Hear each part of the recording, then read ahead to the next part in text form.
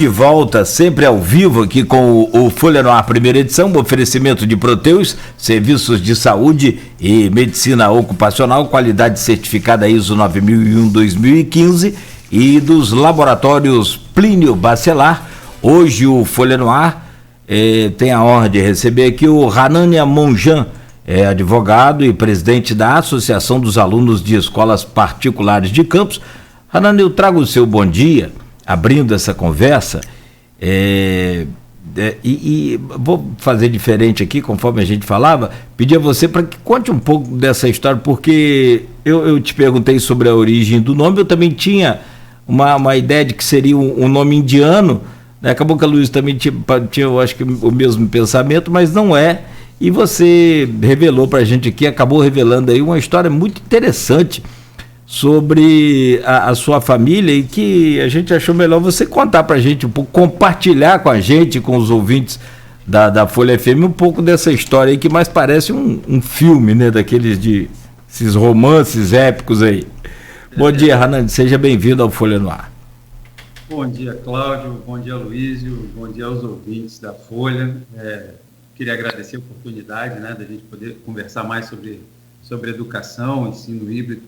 Mas, como você perguntou, Cláudio, realmente, lá em casa a gente acabou se globalizando muito antes de que isso virasse moda. Você tinha me perguntado a origem do meu nome. Hanania é hebraico, na verdade. Quando você pega lá a tradução da Bíblia do aramaico para o grego, para o latim, Hanania acaba virando o profeta Ananias, né? Do Velho Testamento. E a origem desse nome, porque eu, de família quase toda italiana, tenho um nome hebraico, porque a minha avó materna, em segundas núpcias, casou com um judeu russo, de nome Hanania Gasp. E aí, a minha mãe, que era enteada dele, quando eu nasci, me deu o nome dele, porque ele sempre foi um sujeito fantástico. A história dele, como eu estava contando para vocês, é que é muito saborosa. Hanania Gasp nasce em Moscou, em 1924, e filho de uma família de judeus, né, tradicionais lá da Rússia, na época União Soviética, que tinha acabado de acontecer a Revolução Bolchevique, né? E aí a família dele, por conta das perseguições que os judeus sofriam lá na União Soviética, né, com várias pessoas sendo expulsas do país, colocadas em campos de trabalho forçado, na Sibéria, aquela coisa toda, consegue migrar para a Palestina, que na época era um protetorado britânico. E lá eles conseguem, através do movimento sionista, se colocar novamente para progredir. E em 1939 estoura a Segunda Guerra Mundial. O meu avô, quer dizer, o padrasto da minha mãe, é convocado, luta no exército inglês num batalhão judeu durante o período de 42 a 45. Quando acaba a guerra, ele volta para Israel, para a família. Em 48 vem outra guerra, que é a guerra de independência do Estado judeu, né, de Israel. Ele luta de novo e consegue o direito de fazer a faculdade na Inglaterra, por ter servido ao exército inglês, e faz a faculdade de economia na Inglaterra. Quando acaba a faculdade, ele começa a tentar se estabelecer na Europa através de vários negócios e tal. E não dá certo, e ele acaba quebrando. E aí ele vem parar no Brasil em 1954, trazendo um Chevrolet contrabandeado para poder vender no país. E aí, nessa história que ele vem para o Brasil em 54, ele conhece a minha avó, que na época era viúva, mas era viúva por desaparecimento. O meu avô consanguíneo, o velho João Montoanelli, tinha sumido. Um dia ele saiu para comprar cigarro e não voltou. E minha avó era costureira, criava 3 filhos e tal, conhece esse Hanania, e é muito engraçado que eu senti um pouco do que ele passou por conta do nome, né? Se você perguntasse para ele o nome dele, ele falava que era Jorge. Porque Hanania realmente era complicado, né? Até hoje é complicado. Imagina lá nos anos 50, nos anos 60 no Brasil, era mais difícil ainda. Então era muito engraçado que se qualquer um conhecia ele como Gasp, que era o sobrenome, ou como Jorge. A Hanania, só quem chamava ele era eu. E aí essa minha avó conhece ele e tal. Em determinado momento, quando eles já estão casados, não sei o quê, esse avô meu consanguíneo, João Montoanelli, que sumiu durante 10 anos, aparece. Na verdade, ele não aparece lá e procura família, não. Ele estava um motorista de praça no Rio e o meu tio mais velho o encontrou na rua, viu, tal, e comunicou à minha avó. A minha avó, que sempre foi uma pessoa muito correta, tal, como ela teoricamente era viúva, já conseguiu encontrar, localizou um dia, botou os dois sentados dentro de casa e falou: olha só, você que é meu ex-marido, você é fantasma que morreu e voltou, você me mandou, então vocês sentem e conversem, se entendam, porque eu saí com as crianças para comprar sorvete. E, enfim. Ela voltou, né? Não, ela voltou. Ela não foi embora. Ela voltou e a partir daí a família conseguiu conviver de novo e tentar reconstruir esses laços quebrados, né? Porque o meu tio mais velho tinha muita memória do pai, do velho João Antonelli, os outros nem tanto, e conseguiram restabelecer esses laços graças à firmeza, né? E a vontade da minha avó, que sempre foi uma lutadora. Agora, tem uma coisa engraçada nisso tudo, né? Porque você vê a família toda italiana. E nos dias de domingo, por conta dessa união dela com o Hanania Gaspari, a gente via naquela nossa mesa tradicional ítalo-brasileira de macarronada, de lasanha, também falafel, gefilte fish. Então, era já uma globalização cultural muito grande lá em casa, por conta disso tudo. Mas, Hanania, vamos a história é muito interessante dessa família, realmente. Conhecia, eu e o Cláudio Nogueira conhecemos agora, né? É muito interessante. E é meio que uma cara do Brasil. No Brasil tem uma origem multiétnica, né? Multicultural. Agora, me diz uma coisa, esse avô seu que saiu para comprar cigarro e não voltou, isso foi no Rio, não foi a Tafona, não, né? Não foi a Tafona, não, foi do Rio. A verdade, a gente acabou descobrindo depois, é que ele contraiu tifo, né? E passou a ter uma série de problemas de saúde e acabou com se sentindo muito constrangido e entendeu por melhor simplesmente saiu um dia. Mas, enfim, você mencionou a Tafona, né? A Tafona é um lugar que eu tenho muito carinho, um lugar que eu acho fantástico. Inclusive, quando houve no ano passado esse recrudescimento da pandemia, né, aparecimento da pandemia, que todo mundo acabou tendo que ficar no primeiro momento super isolado, foi para lá que a nossa família se refugiou. A Tafona tem essa coisa, você sai ali para comprar um tomate, volta 2, 3 dias depois. E a Tafona tem uma coisa interessante, você sai a Tafona sem um dinheiro no bolso, né?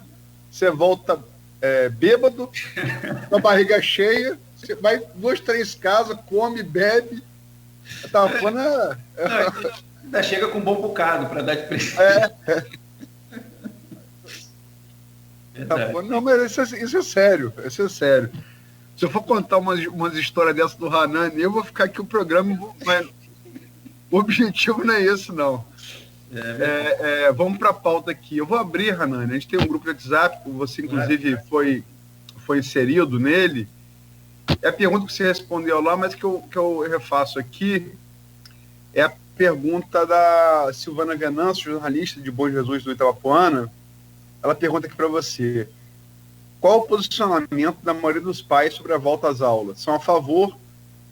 Só aceito com os professores vacinados. Qual é a posição dos seus clientes? Então, o que eu acho relevante pontuar no que diz respeito a esse questionamento? Não são clientes, né? A gente é uma associação. Todos nós nos associamos por vontade de poder participar do diálogo maior com a gestão pública, com os sindicatos, com os próprios colégios, para entender por que até agora a gente não voltou em Campos, né? Campos, que é o maior município do interior do estado, ainda não teve o retorno das aulas, pelo menos híbridas, né?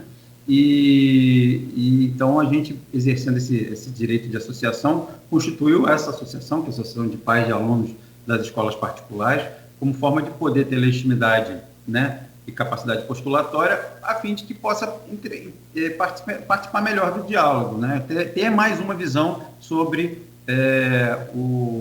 os representados da associação junto às autoridades municipais. Então, qual que é a visão da associação? Voltar às aulas só com vacinação não é importante? Falar, não, ao contrário, a gente entende que vacinar é super importante. Porque a gente, quando pega as experiências internacionais de locais onde a vacinação está mais avançada, você consegue ver redução do número de casos, redução do número de óbitos. É importantíssima a vacinação.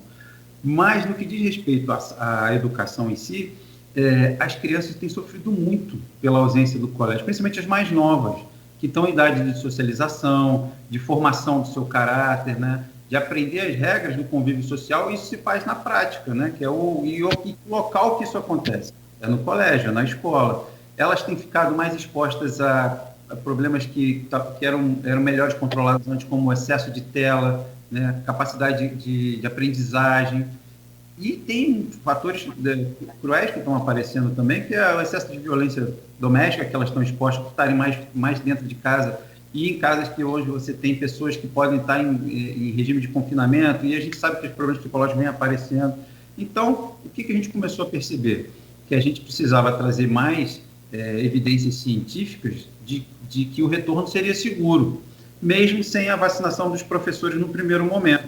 Por quê? Porque evidências mostram, de uma maneira geral, que as crianças não são vetores de transmissão do vírus, têm baixo índice de contaminação, índices menores ainda de agravamento dos quadros da doença, né? Principalmente nas menores de 10 anos de idade. E tem questões aí fisiológicas que permitem a gente poder afirmar isso. Eu quero só frisar que eu não sou médico, eu sou advogado, e que dentro do corpo da associação existem médicos que trouxeram estudos sobre isso, para a gente poder olhar e efetivamente ter algum embasamento científico no que está falando, na medida em que a gente quer alcançar o maior número de pessoas possíveis para mostrar que existe essa outra vertente da história. Então, quando a gente fala de retorno das aulas, esse retorno tem que ser seguro para todo mundo, seguro para os professores, que devem respeitar os protocolos que já foram criados pela própria prefeitura do retorno do ensino híbrido, né? Respeitar o distanciamento social, a higienização dos ambientes, né? Respeitar o número máximo de alunos por metro quadrado que pode existir dentro de uma sala de aula, fazer o rodízio do retorno. O retorno, no primeiro momento, não é um retorno imediato, entra todo mundo dentro da sala de aula, de maneira nenhuma. É o retorno em que, aos poucos, as pessoas vão voltar a frequentar o ambiente escolar, até para elas poderem, essas crianças menores têm que reaprender isso. Elas tiveram abruptamente interrompido essa convivência e elas têm que voltar a conviver com isso de forma paulatina, para não causar mais um problema.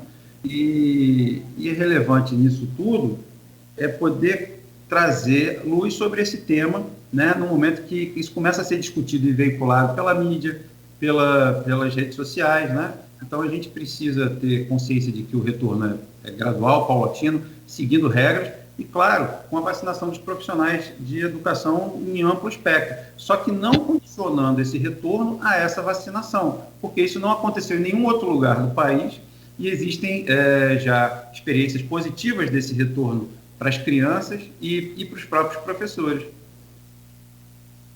Então, quer dizer, o retorno às aulas não estaria diretamente relacionado à vacinação dos profissionais de educação? Não estaria diretamente relacionado. É óbvio que a vacinação deve acontecer respeitando o Plano Nacional de Imunização, que prevê a vacinação dos professores, com certeza, mas permitir o retorno, porque o retorno, mesmo sem a vacinação no primeiro momento, é seguro.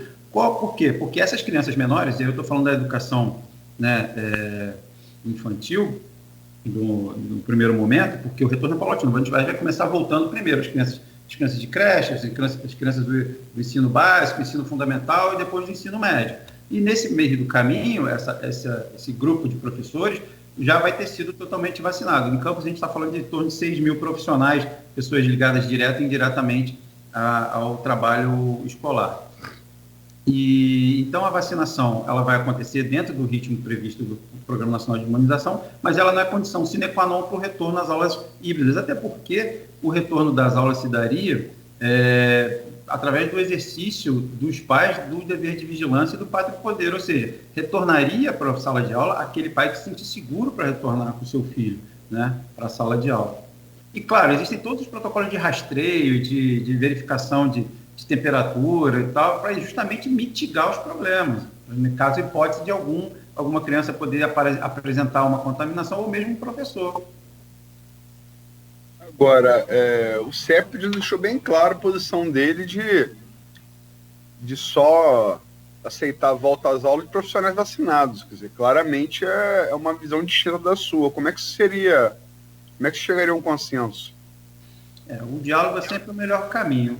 O CEP tem seus motivos, suas razões. Eu entendo que, cientificamente, a gente tem embasamento para poder justificar o retorno sem prever essa vacinação como condição sine qua non, mas o que é importante, por exemplo, a gente ver, já existe uma grande gama de professores vacinados, porque já estão no grupo das comorbidades, ou então por faixa etária. Então, esses já teriam condições de voltar ao trabalho. Aqueles que são dos grupos de risco, que efetivamente ainda não tiverem sido vacinados, eles podem continuar no trabalho remoto. O modelo que a gente está pretendendo que seja implantado o mais breve possível, por conta dos malefícios que estão acontecendo para as crianças, é o modelo híbrido. Então, assim, professores que já estão vacinados, esses não se precisa discutir, já volta à sala de aula. Aqueles que estão fora dos grupos de riscos, que têm faixas etárias menores, que geralmente são os que lidam diretamente com as crianças, esses vão respeitar os protocolos de segurança e vão receber a sua vacinação na ordem da fila do Programa Nacional de Imunização. Então, o CEP tem suas razões de defender isso. O CEP, inclusive, tem um foco, obviamente, na questão do ensino público, e aí você tem uma dicotomia muito grande, que é o fato de que nem as escolas públicas não estão todas no mesmo nível, né? A gente fala até, inclusive, de estrutura. Tem umas que estão muito bem estruturadas, prontas para receber os alunos, já outras não têm manutenção há um ano, e aí não teriam condições de receber ninguém. Obviamente, quando você fala do retorno, tanto do público quanto do privado, você vai ter que selecionar onde esses professores poderiam voltar, quais professores poderiam voltar, né, dentro dessa ótica de preservação da vida humana. Tem vários comentários aqui, Hanani. O assunto é um assunto, né, que gera muito interesse e visões distintas. A visão, por exemplo, da associação que você representa com o CEP é uma prova disso. Tem vários comentários aqui. Tem alguns falando da abertura do programa, da questão dos vereadores, né? Tem aqui a Terezinha Bianchi. Eu nunca vi tanta dedicação dos vereadores trabalhando madrugada dentro. Está falando dos projetos aí. Mas em relativo ao... tem outro muito bom aqui, Frederico Luna. Se os vereadores trabalhassem assim pelas crianças e adolescentes da cidade, teríamos melhor índice de desenvolvimento humano da região. Mas tem aqui especificamente sobre a questão... Maurício Batista, o ex-senador Cristóvão Buarque está certo. A maioria das cidades abriram um bar, a escola primeiro. Justifica a educação no Brasil, o campo não foi diferente. Eu vou tomar esse comentário do Maurício Batista como base para falar dessa decisão do juiz Heitor Campinho, né? O governo municipal de Campos tentou vacinar primeiro os profissionais de saúde. O Heitor deu uma decisão dizendo que os critérios do Plano Nacional de Vacinação, a priori, vão ser mantidos como estão. O que você acha dessa decisão do juiz e como ela afeta o seu pleito? Então, pelo que eu pude perceber da decisão, na verdade, dando uma olhada no pedido protocolado junto ao Judiciário, por parte do Ministério Público, o pedido tinha como escopo a observância do Plano Nacional de Imunização. Por quê? Porque o Plano Nacional de Imunização é gerido de forma federal, né? E ele não é engessado, né? Ele é modificado o tempo todo. Várias entidades podem fazer seus pleitos junto às comissões responsáveis, que vai analisar e que vai, em razão disso, fazer alterações, inclusões ou exclusões do Programa Nacional de Imunização. O Programa Nacional de Imunização, ele rege, então, a questão toda da imunização contra a Covid numa cadeia de cima para baixo, na esfera federal, estadual e municipal. O que me parece que o MP gostaria de resguardar é exatamente essa legitimidade do Programa Nacional de Imunização quando estabelece uma ordem de prioridade. Existe lá no programa a previsão de vacinação dos educadores, dos professores. E, inclusive, os professores que trabalham com educação infantil estão na frente da ordem de preferência dos demais professores, para que o retorno das escolas se dê primeiro pela educação infantil, porque são exatamente essas crianças que necessitam mais urgentemente de está afastada dos malefícios que o isolamento social tem provocado, porque na primeira infância, os pediatras dizem que a educação não pode perder tempo, chamam de golden hour, né? Todo dia, todo momento aquela criança está aprendendo. Elas são umas esponjinhas que estão se aprendendo pela replicação, né? pela mimetização ali e pelo reforço positivo que os colégios fazem sobre isso. Então, quando o Ministério Público pleiteia que se observe a formação de organização, não é uma demanda contra professores ou contra uma categoria, é o respeito à ordem estabelecida pelo Programa Nacional. E a decisão do Heitor, pelo que me pareceu, do juiz que é responsável pelo quanto, é nesse sentido, pela legalidade da manutenção da ordem do programa. O que então se pode fazer contra decisões judiciais não se discute, né? Se cumpre, e aí se recorre, se precisa entender que há a capacidade para isso. E mais outra coisa que pode ser feita de forma administrativa é acelerar os grupos que estão na frente para se chegar logo aos professores. Eu não tenho os dados ou números aqui referentes a isso, mas é o que se pode fazer do ponto de vista administrativo para poder chegar logo aos professores e começar a vaciná-los dentro da ordem legalmente estabelecida pelo Programa Nacional de Imunização. De toda forma, o pleito da vacinação não interfere diretamente, quer dizer, não interfere a ponto de impedir o retorno das aulas presenciais, principalmente quando a gente está falando dos alunos menores, que eu gostaria de frisar que são os que estão sofrendo de maneira mais contundente os malefícios dos afastamentos sociais, do momento que a gente está vivendo.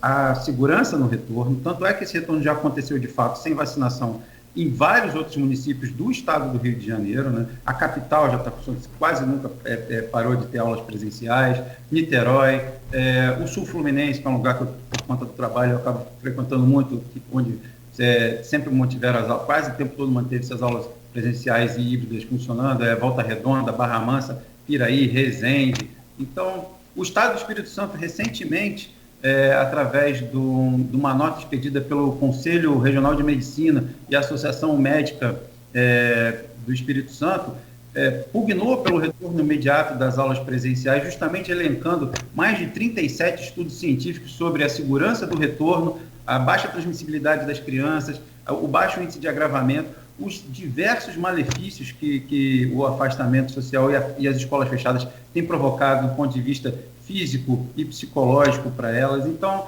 vacinação não é condição sine qua non para a reabertura de colégio. Ela é importantíssima para a sociedade, ela é importantíssima para o combate à pandemia e para a gente poder voltar à normalidade. Mas ela tem que ser feita sempre em respeito à ordem legal estabelecida, que é o que me parece que tanto o MP quanto o magistrado estão pleiteando nessa demanda. Eu estava vendo uma pesquisa aqui ontem, lendo sobre, tentando montar, né, conteúdo para a gente participar da entrevista. Eu vi um estudo feito por uma equipe médica brasileira, em vários países, né? A Dinamarca foi o país que ficou menos tempo com as escolas fechadas. Impressionantemente, só 30 dias. E o índice de infecção dos professores e alunos é baixíssimo. É um exemplo que pode ser também seguido aí. Tem várias participações aqui, como o Luiz relatou, o Maurício Batista mesmo, né, segue aqui com seus comentários e diz que o grande problema é esse, doutor, que é seguir o governo federal, que o senhor falou do Plano Nacional, né, de vacinação, e ele fala que deu tudo errado pelo governo federal. Agora, tem uma pergunta aqui do João Antônio, eu achei muito interessante. Deixa eu localizar ela, achar ela aqui de novo aqui, que pula muito. As crianças não sabem mais conviver, ele afirma. Campos, por sua importância regional, não deveria estar liderando o processo de reabertura das escolas, doutor? Campos tem uma pujança muito grande em muitos setores, mas no que diz respeito ao retorno das aulas presenciais, da forma como esse processo todo deveria ter sido acelerado e retomado desde o final de fevereiro, quando naquele momento estava tudo pronto para a gente poder retomar as aulas, inclusive já com estudos de retorno híbrido seguro feitos pela prefeitura, com um plano de retorno híbrido, com a chancela do Ministério Público, veio o recrudescimento da pandemia, houve necessidade novamente de afastamento social, e naquele plano que orientava esse retorno, não havia previsão de vacinação. A previsão da vacinação foi incluída no plano que agora se estabeleceu no início do mês de maio, para o retorno híbrido novamente. A gente já está em vias de entrar no segundo semestre. Então, a gente perdeu o timing daquele momento. Campos, em razão de sua extensão territorial, com certeza tem uma importância gigantesca no plano estadual. Mas o que a gente vê no norte e noroeste fluminense é que, de todos os municípios que compõem essa área geográfica de atuação, Macaé voltou primeiro. Macaé, quase 15 dias atrás, já reabriu os colégios no que diz respeito ao ensino público. Desculpa, ao ensino público e privado de forma híbrida. Então, a coisa acabou, nesse momento, por conta dessa dificuldade entre todos os atores poderem, de maneira ordenada, chegarem a um denominador comum, perdeu a oportunidade de ter, urgentemente, como deveria ter sido, encabeçado o retorno em todo o norte e noroeste. E, com certeza, Campos, por sua importância, se tivesse começado antes, hoje a gente já teria esse retorno de São João da Barra, em Itaperuna, Italva, Cardoso, e o que não aconteceu porque todos se espelharam no que Campos estava fazendo. Então, assim, a importância hoje do diálogo, do debate, é justamente trazer para um espectro mais amplo, não só de Campos, mas de toda a região, de que forma segura a gente pode tratar o mais rápido possível desse retorno. Não é? Então, a gente quer poder debater com todo mundo que esteja a fim de construir uma via conciliatória para isso. Eu não me proponho, em momento nenhum, a firmar pé em uma posição sem ouvir a outra parte, sem entender quais os pleitos da outra parte. Então, da mesma forma como eu, dialeticamente, quero construir esse procedimento, eu quero que os gestores públicos e aqueles que defendem pontos de vista diferentes também, dialeticamente, participem dessa construção, porque, em última análise, a gente está defendendo o direito de quem não tem voz, e das crianças. Né? Elas só se fazem representar pelos seus pais, pelos seus responsáveis, e esses adultos têm que ter em mente que estão procurando fazer o melhor para os seus filhos, para as suas crianças, para uma geração inteira que vai acabar apresentando problemas muito mais lá na frente do que está acontecendo agora. Campos é tão referência na região aqui que semana passada a gente conversava com o secretário de Saúde do município de São Francisco, o doutor Sebastião Campista, e ele falou que uma das formas de controlar o índice de Covid no município era a barreira sanitária. E o que determinava o funcionamento da barreira sanitária, principalmente, era se os shoppings de Campos estivessem abertos ou fechados. Ou seja, abriu os shoppings, ele tirava a barreira. Fechou os shoppings aqui, ele colocava a barreira sanitária de acesso ao município de São Francisco. Realmente. São 8h01, Aloysio. Você segue no tema aí? Podemos fazer um intervalo, então? Vamos fazer um intervalo. Passamos bem do horário. E tem uma série de comentários aqui. Aliás, o assunto é pujante, né? Enfim, mas vamos... A gente aborda isso, né? Perfeito. Aborda esses comentários também aí, a participação no streaming da Folha FM no próximo bloco. Oferecimento dos laboratórios Plínio Bacelar e Proteus, serviços de saúde e medicina ocupacional.